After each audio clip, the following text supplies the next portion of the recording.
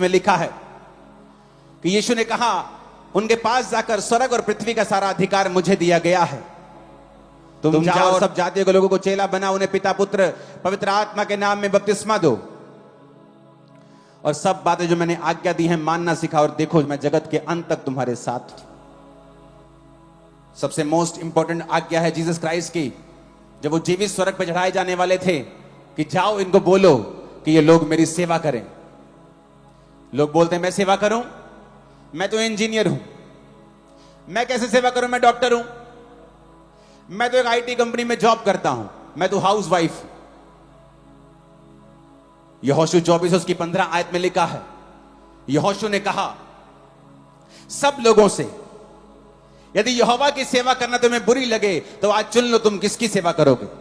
उन देवताओं की जिनकी सेवा तुम्हारे पुरखा महानद के उस पार करते थे, अमोरियों के देवताओं की सेवा जिसके देश में तुम रहते हो, परंतु मैं तो अपने घराने समेत यहोवा की सेवा नित्य करूंगा। पुराने नियम में, नए नियम में, दोनों नियम में हमें परमेश्वर यह बताता है कि एक्चुअल में हम लोग उसकी सेवा करने के लिए चुने गए हैं। सारे, आप डॉक्टर हैं तो भी जाओ और चेला बनाओ, आप इंजीनियर हैं तो भी, आप एक विश्वासी हैं तो भी, आप एक हाउसवाइफ है तो भी, ये बुलाहट है जो आप सबको दी गई है। जब आप लोग इस बुलाहट पे नहीं चलेंगे, उसके बाद फिर निराशाएं हमारी जिंदगी में प्रवेश करेंगे, एक खालीपन प्रवेश करेगा बीमारी के रूप में। फिर आप कंप्लेंट करेंगे मेरा पति मेरी बात नहीं सुनता, मेरे बच्चे मेरी बात नहीं सुनते, मुझे वो सेटिस्फाइड नहीं करते, क्योंकि आप भूल गए अपने बाप को सेटिस्फाइड, अपने पिता को, अपने जीसस को सेटिस्फाइड करना, क्योंकि उसने आपको सेवा के लिए बुलाया है। सेवा करने से क्या होगा? क्या हम सब सेवा के लिए बुलाए गए हैं? हां, हम सब सेवा के लिए बुलाए गए हैं। एक पास्टर भी सेवा के लिए बुलाया गया है और एक विश्वासी भी सेवा करने के लिए बुलाया गया है। जब एक विश्वासी परमेश्वर की सेवा नहीं करेगा, फिर उसकी जिंदगी में वो खालीपन रहेगा जिसे दुनिया की कोई ताकत, कोई पैसा, कोई बरकत, कोई खुशी भर नहीं सकती। फिर वो अपनी लाइफ में उस सफर पे निकलेगा जो अकेलेपन से और दुखों से भरा हुआ है।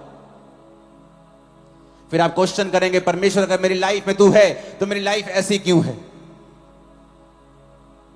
अगर मेरी लाइफ में तू है तो मेरी जिंदगी फिर ऐसी क्यों है? लगता क्यों नहीं है कि तू मेरी लाइफ में है? क्योंकि आप अपनी लाइफ की जो पहली कॉलिंग है सेवा करना, उसे आपने दूसरे, तीसरे, चौथे और लास्ट नंबर पे कर दिया है। परमेश्वर ने कहा है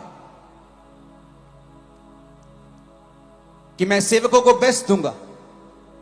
गिनती 18 उसकी 10 से 12 आयत में लिखा हुआ है, उत्तम से उत्तम ताजा तेल, उत्तम से उत्तम नया दाखमधु, गेहूं, इसकी पहली उपज जो यहोवा को दे वह मैं तुझको देता हूं। यानी याजकों के लिए परमेश्वर बात करता था, और पुराने नियम में कोई कोई याजक कोई कोई सेवा करता था, लेकिन प्रकाशित वाक्य 1 उसकी 5 और 6 के अनुसार जब प्रभु यीशु मसीह मुर्दों में से जी उठे, तो हर एक विश्वासी प्रभु के सामने एक याजक के रूप में खड़ा हो गया। अगर आज आपको पाप माफ करवाने हैं तो आपको याजक के पास या मेरे पास आने की जरूरत नहीं है। आप डायरेक्ट घर से प्रार्थना कर सकते, प्रभु मुझे माफ कर, तो परमेश्वर आपको माफ करेगा। मेरा रोल है परमेश्वर का वचन आपको बताना, मसीह में आपकी उन्नति करवाना और आपको परमेश्वर के करीब रखना, और आपको सब बातें सच सच और सही सही बताना। तो परमेश्वर ने कहा, मैं जब एक सेवक को देखता हूं जो मेरी सेवा करता है, पुराने नियम में थोड़े होते थे याजक, पर नए नियम में जब परमेश्वर आपको देखता है वो एक याजक के रूप में देखता है।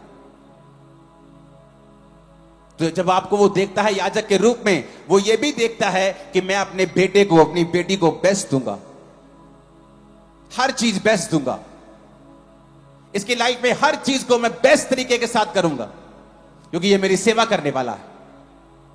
वचन में लिखा है यूहन्ना 12 उसकी 26 आयत में, यदि कोई मेरी सेवा करे तो मेरे पीछे हो ले, जहां मैं हूं वहां मेरा सेवक होगा।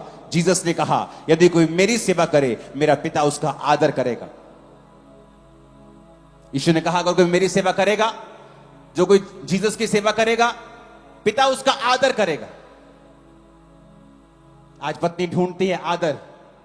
मेरे मेरे इन लॉ फैमिली मेरा आदर नहीं करते, मेरे पेके मेरे हस्बैंड का आदर नहीं करते, हमारे लोग हमारा आदर नहीं करते, मेरे बच्चे मेरा आदर नहीं करते। जब आदर आपको ऊपर से ना दिया जाए तो आपके पास नहीं आ सकता। जब ऊपर ही ब्लॉक कर दिया जाए तो धरती पर आप कुछ नहीं पा सकते। तो यीशु ने कहा, अगर कोई मेरी सेवा करेगा, मेरा पिता उसका आदर करेगा। वो अपने घर में आदर पाएगा, अपने बच्चों में आदर पाएगा, अपनी कलीसिया में आदर पाएगा, अपने काम वाली जगह के ऊपर जहां वो काम करता है वहां वो आदर पाएगा। ये मेरा फेवर होगा, ये रिजल्ट होगा, ये आउटकम होगा इस चीज का कि ये व्यक्ति मेरी सेवा करता है। कैसे सेवा करते हैं आप परमेश्वर की? अपनी लाइफ से, पापों से मन फिरा के, अपना जीवन पवित्रताई में बिता के आप उसकी सेवा करते हैं। अपनी चर्च में आप सेवा करते हैं परमेश्वर की, अपनी जिंदगी से सेवा करते हैं। आप अपनी चर्च में हैं, आप सेवा करते हैं, आप टेंट बिछाते हैं, आप लंगर खिलाते हैं, आप वॉलंटियर की सेवा करते हैं। आप कुछ ना कुछ सेवा करें, चाहे वो सुसमाचार की हो, चाहे वो किसी भी चीज की हो। एक विश्वासी अगर चर्च में बिना सेवा के है, वो अपनी पोजीशन को पहचान नहीं पा रहा है और पीछे है वो। आप सब वॉलंटियर नहीं बन सकते, लेकिन आप सुसमाचार देने के लिए जा सकते हैं, आप बीजों को बो सकते हैं, आप फाइनेंशियली प्रार्थना से, उपवास से आप सेवा कर सकते हैं। अपने टैलेंट से, अपने वरदान से, आप सीए हैं, आप इंजीनियर हैं, आपकी चर्च को, आपके लोगों को आपकी जरूरत है, आप उससे अपनी सेवा कर सकते हैं। अपनी लाइफ से सेवा कर सकते हैं, चर्च में सेवा कर सकते हैं, अपने समय को दे सकते हैं। आज भी आप समय निकालकर यहां पर आए हैं, अपने टैलेंट से आप खुदा की सेवा कर सकते हैं। और वैसा ही आप अपने बच्चों को चलाएं। आज यहूदी पूरी दुनिया में कामयाब बिजनेसमैन क्यों हैं? पावरफुल क्यों हैं? अमेरिका का सारा मीडिया यहूदियों के पास क्यों है? जब बच्चा छोटा होता है तभी से टाइट देना सिखाते हैं, प्रार्थना करना सिखाते हैं, यहोवा को प्रथम स्थान देना सिखाते हैं, और इसीलिए वो दुनिया में प्रथम रहते हैं। परमेश्वर ने कहा, अगर तू मुझे पहला रखेगा, मैं तुझे पहला रखूंगा। तू सिर ठहरेगा, तू पूंछ नहीं ठहरेगा। तू आगे होगा, मैं तुझे इज्जत दूंगा, मैं तुझे बरकत दूंगा। भजन संहिता 91 उसकी 11 और 12 आयत में लिखा है। लेकिन उससे पहले मैं चाहता हूं हम एक आयत को पढ़ें। अगर आपकी स्क्रीन पे एक आयत नहीं आई तो आप बाइबल से निकाल लें उसे। भजन संहिता 91 उसकी एक आयत।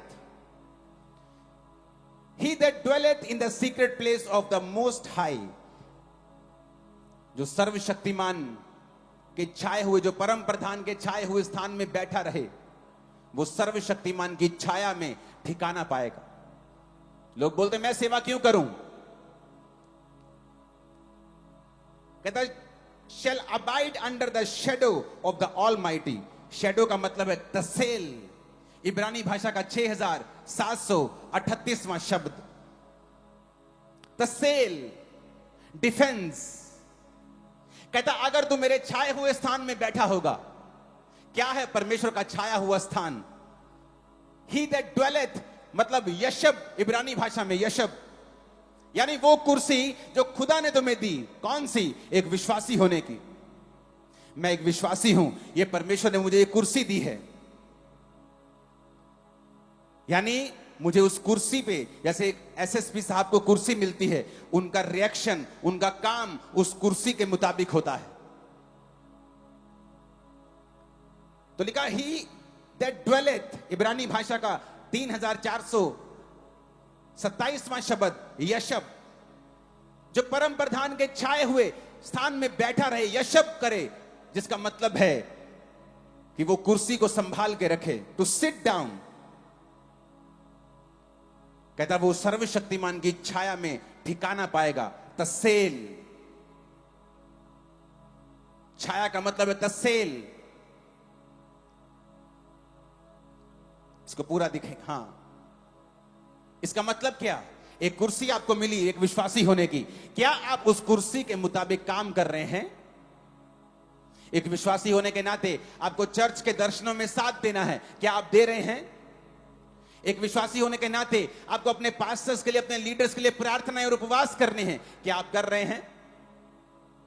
एक विश्वासी होने के नाते आप अपने चर्च में संडे, थर्सडे, वीकडेज में होने चाहिए जब वो बुलाते हैं वहां सेवा करने के लिए। क्या आप ऐसा कर रहे हैं? फिर आप बोल सकते हैं कि हां, मैं सर्वशक्तिमान की छाया में बैठा हूं, जो परम प्रधान के छाए हुए स्थान में बैठा रहेगा। यह शब्द टू सिट डाउन। अगर आप चर्च में सेवा नहीं करते, आप उसके छाए स्थान में नहीं हैं। आप एक जीवित चर्च का हिस्सा नहीं है तो आप उसके छाए स्थान में नहीं हैं। क्यों? क्योंकि वही आपको ड्यूटीज देंगे, वही आपको काम देंगे, वो बताएंगे आपको क्या करना है, किस तरह से रूहों को बचाना है। हालेलुया। कहता डिफेंस में द सेल, वो उसके डिफेंस में ठिकाना पाएगा। यानी यहोवा का डिफेंस उसकी ओर होगा।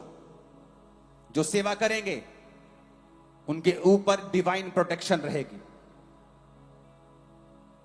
प्रोटेक्शन रहेगी, उनके ऊपर एक सुरक्षा रहेगी। क्योंकि परमेश्वर ने कहा है अगर तू मेरी सेवा करेगा तो मैं तुझे डिफेंस दूंगा।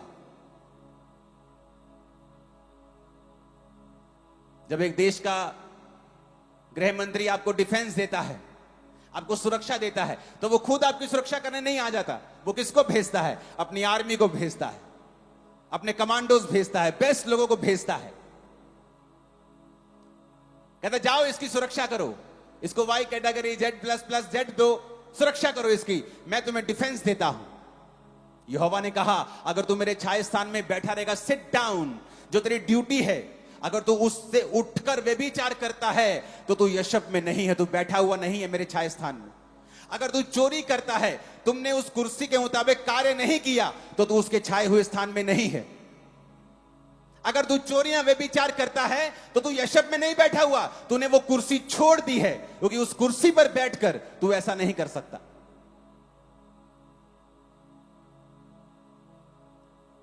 एक ऑफिसर संविधान के साथ बंधा हुआ, जब वो कुर्सी पे बैठा है संविधान से बंधा हुआ है।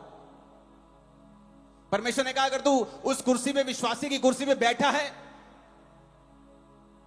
तो तुझे एक्शन करना होगा उस कुर्सी की वैल्यू के मुताबिक। तू गुंडागर्दी नहीं कर सकता, तू मार कुटाई नहीं कर सकता, तू अन्य सारी जगहों के ऊपर तू नहीं घूम सकता। तो तुझे कुर्सी दी गई है। क्यों? कहता जो छाए स्थान में बैठा रहेगा, यहोवा अपना डिफेंस भेजेगा।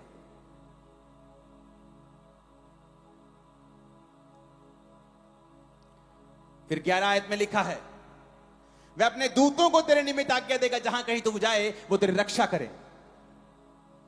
ऐसा ना हो तेरे पांव पर पत्थर से ठेस लगे, वो तुझको हाथों हाथ उठा लेंगे।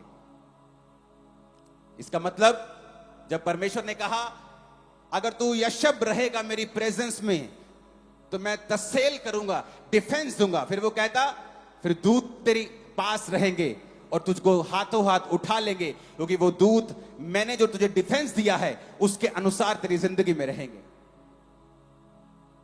यानी जो सेवा करेगा, डिवाइन प्रोटेक्शन उसकी लाइफ में रहेगी। अंदर डर रहता है लोगों के, ओ मुझे वैक्सीनेशन से कुछ हो ना जाए, और मेरे को ये ना, मेरा एक्सीडेंट ना हो जाए, मुझे कैंसर ना हो जाए, मेरी किडनी फेल ना हो जाए। आपके ऊपर डिवाइन प्रोटेक्शन रहती है जब आप परमेश्वर की सेवा करते हैं। नीति वचन 3 उसकी 5 से 6 में लिखा है अपनी समझ का सहारा ना लेकर संपूर्ण मन से यहोवा पर भरोसा रखना, उसी को स्मरण करके सब काम करना, वो तेरे लिए सीधा मार्ग निकालेगा। परमेश्वर ने क्या कहा? कहता अपनी समझ का सहारा मत लेना, उसकी सेवा करना, भरोसा रखना, वो तेरे लिए सीधा मार्ग निकालेगा। Right path, he will show you the right path. कितने रास्ते हैं यहां, आप अपने घर को जाएंगे, कितनी सड़कें आएंगी, कितने मोड़ आएंगे, बट आपको राइट पाथ पता है। क्या आपको आपकी लाइफ का राइट पाथ पता है? कि आप क्या करेंगे तो आने वाले समय में सक्सेसफुल रहेंगे? आप क्या स्टेप लेंगे कि आने वाले समय में आपको दिक्कत नहीं होगी? आपको कोई नहीं बता सकता, कोई नहीं बता सकता, सिर्फ परमेश्वर आपको गाइड कर सकता है। और उसने कहा जब तुम पूरा भरोसा मुझ पे रखेगा, I will show you the right path, मैं तुझे सही रास्ता बताऊंगा, तुझे जीवन में क्या करना है, कहां तुझे राइट पार्टनर मिलेगा, कहां तुझे राइट बिजनेस मिलेगा, किस कैरियर में तुझे सफलता मिलेगी, मैं तुझे बताऊंगा, मैं तेरी अगुवाई करूंगा। अगर आप सेवा करेंगे वो आपको राइट पाथ देगा। निर्गमन 23 उसकी 25 से 28 आयत में लिखा है, यदि तू अपने परमेश्वर यहोवा की उपासना करे, इंग्लिश में ज्यादा अच्छा लिखा है, and ye shall serve the Lord your God, अगर तुम सर्व करेगा, सेवा करेगा, तो वह तेरे अन्न जल पर आशीष देगा। He shall bless thy bread and thy water, I will take sickness away from the midst of thee, कहता मैं तुम्हारे बीच से रोग दूर कर दूंगा अगर तुम मेरी सेवा करेगा। आज से 10-15 साल पहले की बात होगी, आई थिंक 2009 की शायद ये 10 की बात होगी।